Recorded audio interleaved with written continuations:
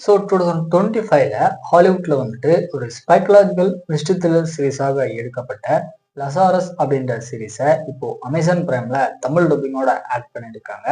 இந்த சீரிஸ் பார்த்தீங்கன்னா தமிழ், தெலுங்கு, ஹிந்தி, கன்னடம், மலையாளம், இங்கிலீஷ் அப்படின்னு சொல்லிட்டு மல்டிபிள் லாங்குவேஜ்ல இப்போ அவைலபிளா இருக்கு. இந்த சீரிஸ்ல டோட்டலா பாத்தீங்கன்னா 6 எபிசோடு இருக்கு. ஒரு எபிசோடுமே 15 மினிட் டியூரேஷன் கிட்ட வந்துருது.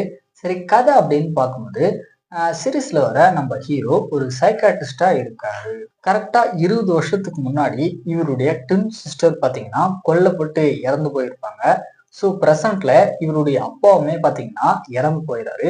ஸோ இந்த மாதிரியான ஒரு சுச்சுவேஷன்ல கசாண்டா அப்படின்ற இறந்து போன ஒரு லேடி இவருடைய கண்ணுக்கு உண்மையிலேயே தெரிய ஆரம்பிக்குது.